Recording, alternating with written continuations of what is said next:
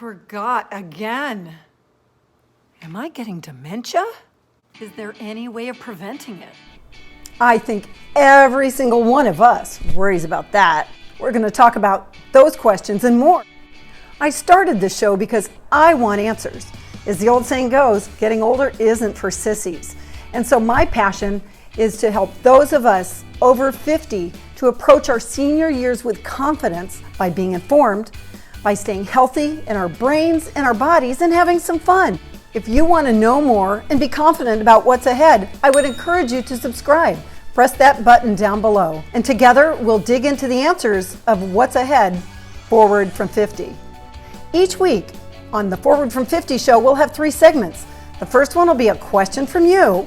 The second one will be a challenge. It'll be fun and functional. And the third one will be a feel-good story with a quote that's going to help you remember it through the week. All right, dementia. What is it? I'm going to read the description directly from the Alzheimer's Association website. Dementia is not a specific disease. It's an overall term that describes a group of symptoms associated with a decline in memory or other thinking skills severe enough to reduce a person's ability to perform everyday activities. There are several different types of dementia. The main one is what we've heard of, Alzheimer's, and that accounts for 60 to 80% of all dementia. Then there's vascular dementia, which sets in after people have strokes. And the third category are conditions that the symptoms are dementia. That would be thyroid problems, vitamin deficiencies, and even dehydration. In most cases, those symptoms are totally reversible. So back in the day, they used to say, oh, when you get old, you get senile. Well, that's not the case. It's not an inevitable part of aging. Can Alzheimer's or dementia be prevented? Well, there's no 100% way of doing that. But what research has shown is that changes in lifestyle, healthy changes, can make a difference. Those changes are kind of what we've heard over and over again. Eat healthy, exercise, blah, blah, blah. So I thought, well, if they keep popping up on lists of things that make us live longer with our body, and now it's the list for our brain, I wanted to find out why. I decided to look at several of these and find out what they're saying and why is it important. Also want to let you know, I am not a medical professional. I am not a dietitian. I'm just someone who's interested in finding out how to be healthier. All right, the first one, improve your diet. What does that mean? That means that they suggest that you get parts of all the food groups. You get proteins, carbohydrates, fruits, vegetables, healthy oils, and lots of water. Now, of course, there are other ways of eating. Popular is keto. You've got the paleo, you've got vegan. It's a little harder to get all the nutrients you need when you're excluding some of the things on the list. But just take your supplements, and also you may want to check with your medical professional.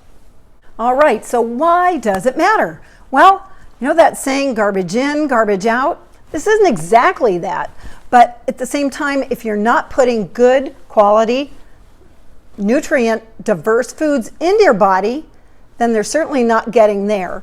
And they've discovered what works well for the body certainly works well for your brain. Number 2, get more exercise. We've all heard that. So what does it mean? If you're sedentary, that means get up, start doing something. If you're already active, increase it some. The American Heart Association says that we should get at least 150 minutes of moderate exercise every week. So that breaks down to 21 minutes a day. And if you can't fit all that in one time, they recommend that you break it up into 2 10-minute sections. Why is exercise important? Well, first of all, it brings oxygen-rich blood up into your brain. Second, it develops new nerve cells and new connections between those cells in your brain.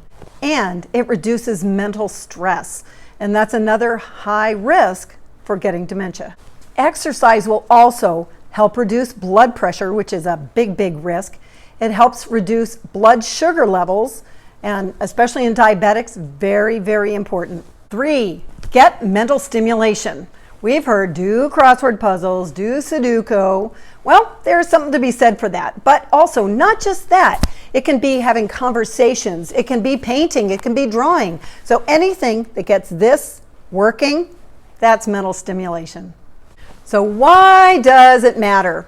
Well, just like exercise, this makes new connections in your brain. It also makes new nerve cells so that you can build up a reserve. It also increases the brain's plasticity, which means the brain's ability to change where it's going, to rewire itself, to constantly be learning new things and change direction. Number 4, improve your blood pressure. What that means, according to the American Heart Association, is that your blood pressure should be no more than 130/80. Now, another name for high blood pressure is hypertension. And another name for hypertension is the silent killer. And the reason for that is there really are no symptoms when you have high blood pressure. So if you haven't had it checked lately, or you don't know what it is, definitely go and get it checked. So, why does it matter if I have high blood pressure? Well, what happens is over time, the pressure of the blood beating against your arteries from the inside out will cause kidney disease, heart disease. Are you learning something just like I did when I did the research? If so, please hit the like button. Number 5, this one has 2 parts. The first one is they say don't smoke. They don't say reduce, they just say don't smoke. The other one is reduce your alcohol if you drink at all. What they consider a drink is either 1 ounce of hard liquor, 5 ounces of wine, or 12 ounces of beer. So we'll find out why. Why does it matter from a medical perspective? Well, both of these evidently narrow your arteries, so that means less blood can get through. Less blood to your heart, less blood to your brain. It also raises the risk of cardiovascular disease, dementia, and several cancers with both of those. Care for your emotions. Medically, that's very important. If you have depression, anxiety, or stress, important that you take care of them. Why does it matter? Well, with medical conditions such as depression and anxiety, oftentimes that causes you to isolate. You don't want to go out, you don't want to talk to somebody, and they have proven that being socially active is very important for your brain. Being isolated damages it. With stress, what happens is your body releases adrenaline and the hormone cortisol. And what cortisol does is it ends up releasing blood sugars into your system, raises your heart rate, and again puts stress on your arteries within your body and within your brain. Be socially active. They are now proving that being socially active is one of the things that can keep your brain working well. Whether that's joining a book club, going out for coffee, or if you don't really want to go out, have somebody in, have them over for dinner. Just being social is the important part of this. Now, if you don't know where to start, you might check out meetup.com, and every major city and probably some smaller ones, you go in and you see what groups are there in your local area. You can even see who's in the groups. There are hiking groups, drawing groups, game groups, TV show groups. There are people, Games of Thrones groups. Yep. Now, one of the additional risks that they have recently started putting on the list is hearing loss, because people that can't hear well, they don't participate in conversations. So if you know someone that is in that situation, maybe encourage them to get hearing aids. Why does it matter? Well, several different reasons. One is conversation makes the brain work. Research has shown that people with strong social ties do better.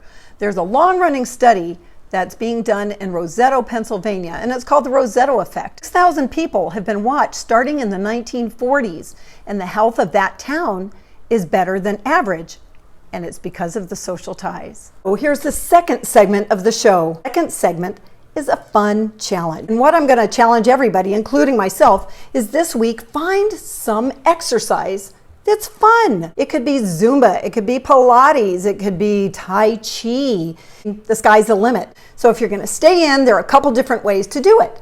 The main way I do it is I go to YouTube. Also on Google, you can just type in list of exercises and you'd be stunned how long that list is. Now, if you're going to go outside of the house, almost every gym has classes, and most gyms have a free trial, so you could go for free even. Have fun with it. All right, segment 3. This is a quote by Martin Luther King.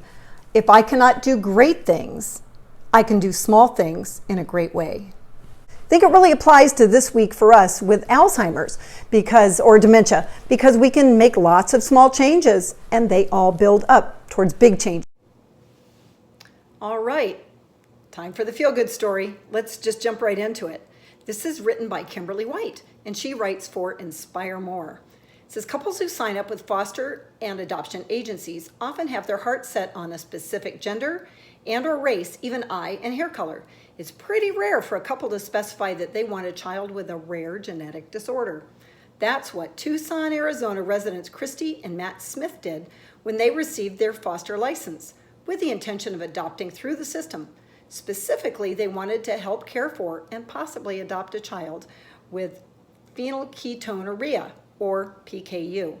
Christy was born with PKU, a condition in which the body can't process the protein phenylalanine.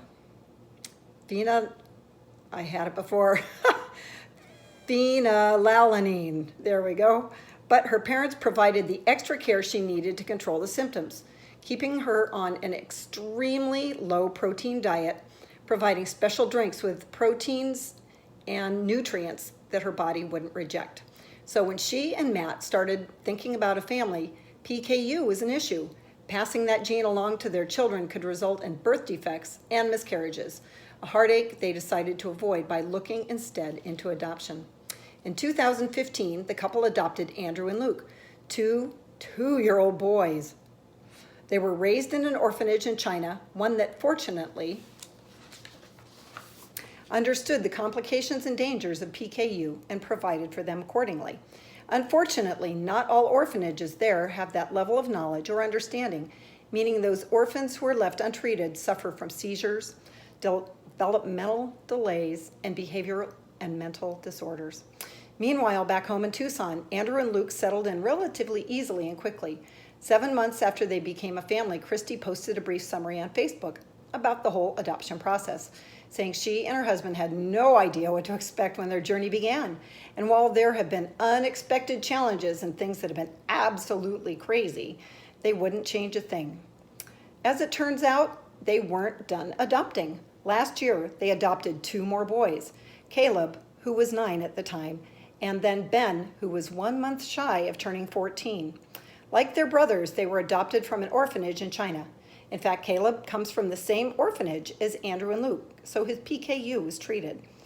Ben's, however, was not, and the Smiths adopted him just in the nick of time, because once he turned 14, he would have aged out of the Chinese system, sending him either into the streets or institutionalized for the rest of his life. It seems like those kids just hit the street, so they're never adopted, said Matt. Fortunately, that wasn't the case for any of these 4 adorable boys, and that's all thanks to Christy and Matt. So let's go make it a great week. If you have any questions, please feel free to comment. I'd love to hear your questions. And also, if you want any more information on what I went over today, I'm putting the links in the description below. Have a great week. Where to start? Check out Meetup. You may even want to go to a yoga studio. And no, it's not got to do it to any. And the third category are conditions that show as symptoms.